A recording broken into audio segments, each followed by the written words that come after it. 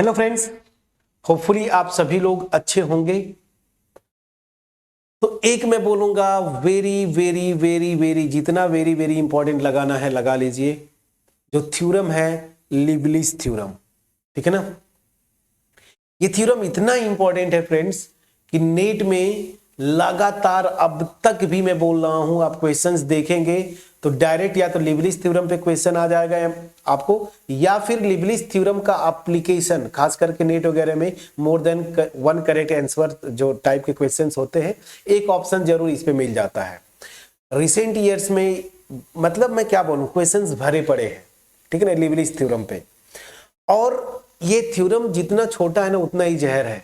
मतलब एक लाइन का इसका स्टेटमेंट है, लेकिन इतने ज्यादा क्वेश्चंस बनते हैं इस पे, क्या मैं बताऊं। ये बोलता क्या है कि कोई भी फंक्शन जो है ना, अब मान लीजिए पूरे स्क्रीन आपका कॉम्प्लेक्स प्लेन है, तो कोई फंक्शन इंटायर फंक्शन है, पहली चीज, पहला कंडीशन इस स्टेटमेंट का। तो एफजेड कोई फंक्शन है जो कि पूरे कॉम्प्लेक्स प्लेन में क्या है, एनालिटिक है, उसी को तो हम बोलते हैं ना इंटायर फंक्शन। और पूरे कॉम्प्लेक्स प्लेन में एनालिटिक मतलब कॉन्सेप्चुअली हर एक पॉइंट पे ये डिफरेंशिएबल है पूरे कॉम्प्लेक्स प्लेन में, और पूरे कॉम्प्लेक्स प्लेन में बाउंडेड भी है। समझ में आ गया, पूरे कॉम्प्लेक्स प्लेन में बाउंडेड भी है। तो ये थ्योरम बोलता है कि अगर वो फंक्शन इंटायर प्लस बाउंडेड है पूरे कॉम्प्लेक्स प्लेन में, तो इंप्लाई करता है कि वो फंक्शन गारंटी है कि वो केवल और केवल एक ही फंक्शन होगा। वो क्या होगा, कांस्टेंट फंक्शन, वो कांस्टेंट फंक्शन होगा। बस एक लाइन का स्टेटमेंट, लेकिन इस पे भर भर के क्वेश्चंस बने हैं, ठीक है। तो क्या स्टेटमेंट है मैंने आपको बताया, इसको मैं लिखता हूं, इफ एफ जेड या f is entire and bounded, ये इंपॉर्टेंट है, and bounded in the complex plane, in the complex plane, पूरे कॉम्प्लेक्स प्लेन की बात बोलता है, इन द कॉम्प्लेक्स प्लेन, ठीक है ना। देन ये फंक्शन जो होगा ना एफ जेड, ठीक है ना, is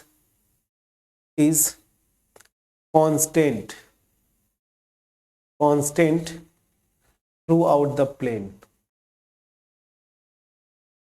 through out the complex plane, throughout the plane, पूरे कॉम्प्लेक्स प्लेन पे ये क्या होगा, कांस्टेंट होगा, ठीक है ना, कांस्टेंट होगा। कांस्टेंट मतलब क्या हुआ, तब ये इस टाइप का होगा, एफ जेड इजकल टू सी बोल दो या जेड जीरो बोल दो, कोई कॉम्प्लेक्स नंबर जैसे 2 हो गया या 2 + 2i, ऐसे कांस्टेंट फंक्शन होगा फॉर एवरी जेड। समझ में आ गया, ठीक है। तो ये एक लाइन का स्टेटमेंट है, कोई फंक्शन इंटायर एंड बाउंडेड इन पूरे कॉम्प्लेक्स प्लेन में, तो वो फंक्शन क्या होगा, कांस्टेंट फंक्शन होगा थ्रू आउट द प्लेन। ये स्टेटमेंट है, लेकिन इसको अप्लाई करना मेन है, वही मैं आपको बताना चाहता हूं यहां से कैसे अप्लाई करेंगे, ठीक है ना। इस स्टेटमेंट को समझिएगा, एफजेड जो फंक्शन है वो इंटायर है, ठीक है ना, प्लस बाउंडेड है थ्रू आउट द प्लेन। याद रखिए पूरे प्लेन में, ये पूरे कॉम्प्लेक्स प्लेन की बात करता है, डोमेन वगैरह, छोटा डोमेन, फाइनाइट डोमेन, सर्कल, ही सब नहीं, पूरे कॉम्प्लेक्स प्लेन में बात हो रहा है। तो ये क्या इंप्लाई करता है, ये कांस्टेंट होगा, एफजेड इज कांस्टेंट, ठीक है ना, कांस्टेंट फंक्शन होगा, ये बोल रहा है। तो इसको अप्लाई कैसे करते हैं, ध्यान दीजिए, इंटायर हो गया, बाउंडेड हो गया, तब तो गारंटी है कि कांस्टेंट होगा। लेकिन मैंने आपको निगेशन या कॉन्ट्रा पॉजिटिव बताया है ना, P इंप्लाई Q, इसका इक्विवेलेंट क्या होता है, -Q इंप्लाई -P। इसका मतलब क्या हुआ कि अगर इस पूरे को P लेता हूं, P अगर है तो obvious सी बात है वो कांस्टेंट होगा। अब यहां पे इसका कॉन्ट्रा पॉजिटिव अगर मैं आता हूं, ध्यान दीजिए, अगर क्या हुआ, नॉन कांस्टेंट फंक्शन हो जाता है। अगर ये कांस्टेंट नहीं है तो दिस विल इंप्लाई क्या, माइनस मतलब नॉट, अब ब्रैकेट में कर दिया इंटायर, ठीक है ना, प्लस बाउंडेड। इसका मतलब क्या हुआ, इसका मतलब क्या हुआ कि अगर ये नॉन कांस्टेंट है तो इंटायर और बाउंडेड दोनों में से, दोनों मतलब में क्या हुआ कि ये कंडीशन होल्ड नहीं करेगी, ये कंडीशन होल्ड नहीं करेगी। इसका मतलब क्या हुआ या तो वो इंटायर नहीं होगा, या फिर वो बाउंडेड नहीं होगा, या दोनों नहीं होगा। मेरा बोलने का मतलब यही है। ये नॉट ऑफ दिस लिखने का मतलब क्या हुआ कि आइदर नॉट इंटायर, ठीक है ना, और नॉट बाउंडेड, और बोथ मतलब not entire and not bounded. इसका मतलब यही हुआ ना, ठीक है। इसको अप्लाई करना बड़ा इंटरेस्टिंग है। तो जैसे एक एग्जांपल ले लो, फॉर एग्जांपल सबसे आसान फंक्शन क्या,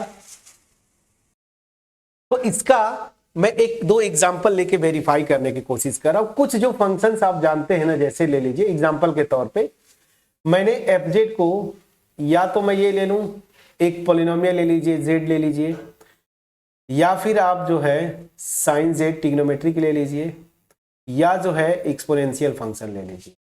सबको मैं वेरीफाई कर रहा हूं। अब देखिए ये तीनों फंक्शंस जो है ना नॉन कांस्टेंट है। पूरे कॉम्प्लेक्स प्लेन में कहां ये कांस्टेंट है, जेड बदलते ये वैल्यू बदलेगी, साइन जेड का भी बदलता है, एक्सपोनेंशियल का भी बदलता है। ये तीनों फंक्शंस जो है नॉन कांस्टेंट है। क्या, तीनों फंक्शंस जो है, तीनों के तीनों जो है नॉन कांस्टेंट है। अब अगर ये नॉन कांस्टेंट हो गए, इस स्टेटमेंट पे आइए जो मैंने इक्विवेलेंट बताया है, तो तीनों में से ये तीनों फंक्शन या तो इंटायर नहीं होंगे, या तो बाउंडेड नहीं होंगे, या तो दोनों नहीं होंगे। अब करके जरा देखिए, z, ठीक, ये इंटायर है, बट बाउंडेड है क्या, नहीं, बट नॉट बाउंडेड। ये देखिए बाउंडेड नहीं है। z को इंफिनिटी की तरफ ले जाइए तो ये इंफिनिटी की तरफ भागेगा ना, तो मतलब ये बाउंडेड नहीं हुआ, ठीक है। साइन जेड इंटायर है, बिल्कुल है, लेकिन क्या ये बाउंडेड है, बट नॉट बाउंडेड। आप बोलेंगे कि कैसे साइन एक्स तो हम लोग पढ़े हैं, मॉड साइन एक्स जो है लेस देन और इक्वल टू 1। फ्रेंड्स ये रियल वेरिएबल के लिए है, और इसीलिए मैंने जब ये इंटीग्रेशन शुरू किया था, ये दो फंक्शंस को मैंने बताया था, exponential and sine z, cos z भी बताया था, trigonometric function of complex variables. और मैंने वहां पे याद करिए, मैंने बोला था कि मॉड साइन जेड जो है ना ये बाउंडेड नहीं होता। मतलब कोई भी आपको नंबर मिलेगी नहीं फाइनाइट पॉजिटिव, ठीक है ना, चाहे जितनी बड़ी से बड़ी ले लीजिए, such that mod sine Z is less than that particular number. तो ट्रिग्नोमेट्रिक फंक्शन जो होते कॉम्प्लेक्स वेरिएबल के, ये बाउंडेड नहीं होते। मैं वहां पे भी बताया था, प्रूफ भी किया, याद रखिए, जाके देखिएगा, ठीक है। ये बाउंडेड नहीं होता, ये बाउंडेड है। तो ये तो रियल वेरिएबल का है ना, लेकिन कॉम्प्लेक्स वेरिएबल के फंक्शन बाउंडेड नहीं होते। तो देखिए ये भी फेल मार गया, फेल मार गया इन द सेंस बाउंडेड नहीं है। और सेम ये भी इंटायर है, ठीक है ना, ये भी इंटायर है लेकिन बाउंडेड नहीं है, बट नॉट बाउंडेड। समझ आ गया। तो वन वे तो नेट में बहुत सारे भर भर के क्वेश्चन बने हैं। वो ऐसा फंक्शन दे देते हैं कि वो इंटायर भी होता है, बाउंडेड भी होता है, तो कांस्टेंट हो जाएगा थ्रू आउट। लेकिन कन्वर्स इन द सेंस कि कन्वर्स नहीं, मतलब इसका कॉन्ट्रा पॉजिटिव पे आप जाके देखें तो ये होल्ड नहीं करता, ठीक है ना। मतलब कन्वर्स में देखिए, ऐसे एग्जांपल्स मैंने बोला कि अगर कांस्टेंट नहीं है तो या तो वो इंटायर नहीं होगा, या तो फिर बाउंडेड नहीं होगा। इसमें बहुत सारे एग्जांपल बना लेंगे आप, मैंने बस आसान वाले एग्जांपल्स बनाए हैं, मैं बता पाया, ठीक है। चलिए, तो ये एक मैंने एक एग्जांपल आपको बना दिया, ठीक है। अब जो है आप इसका कन्वर्स पार्ट भी वेरीफाई करिएगा, होमवर्क हो गया, और भी अपने से एग्जांपल लेके वेरीफाई करिएगा। लिबलिस थ्योरम मैंने आपको बताया, ठीक है, जितना बेस्ट हो सकता था। अब आपका एक और थ्योरम है, उसको भी मैं बता देता हूं यहीं पे। छोटा सा थ्योरम, बहुत इंपॉर्टेंट नहीं है, बस मैं लैंग्वेज लिख दूंगा, एक्सप्लेन कर दूंगा। क्या है? Fundamental theorem of algebra. क्या है? फंडामेंटल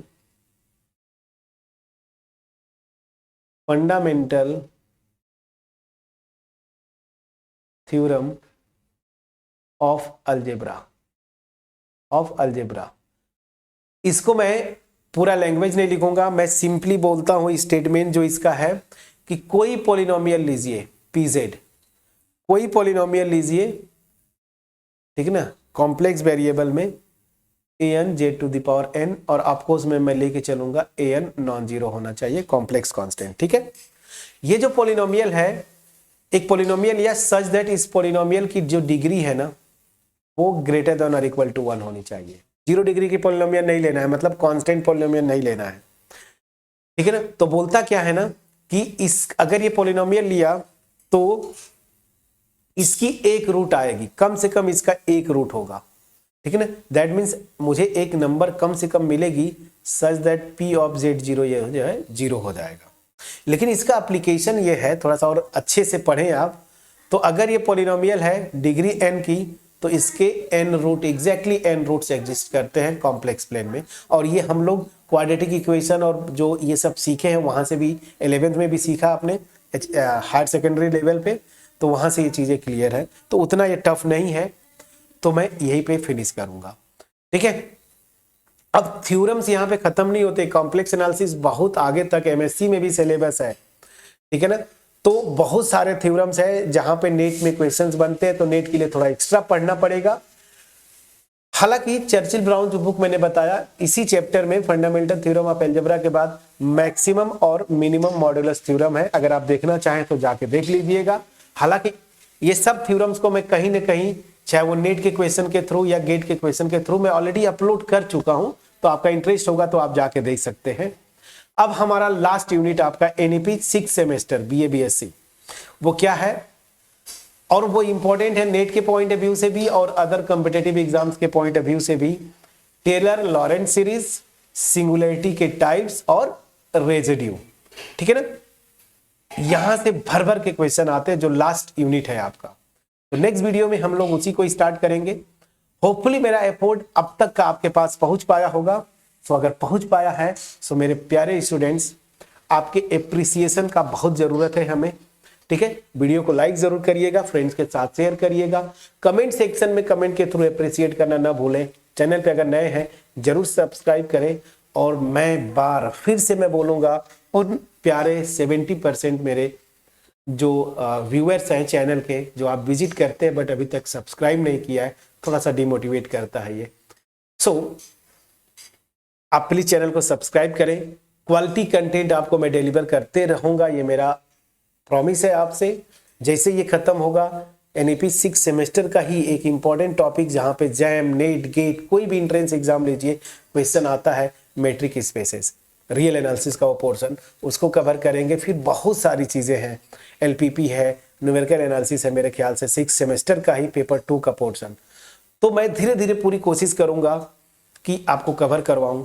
चैनल को जरूर सब्सक्राइब करें। याद रखिए, आपका एप्रिसिएशन ही हमें मोटिवेट करता है। अपना टाइम निकाल के, थका हूं, तबीयत खराब है, बट मैं इसमें बिलीव करता हूं, सो मस्ट गो ऑन, तो चलते रहना है। तो ये मोटिवेशन मुझे आपके एप्रिसिएशन से मिलता है। सो चैनल को जरूर सब्सक्राइब करके रखें, साथ साथ बने रहें, ठीक है ना। मिलते हैं नेक्स्ट वीडियो में, जहां पे लास्ट यूनिट हम करेंगे और बहुत इंपॉर्टेंट है वो। तब तक अपना ख्याल रखें, पढ़ाई करते रहें। Thank you so much for watching my videos friends.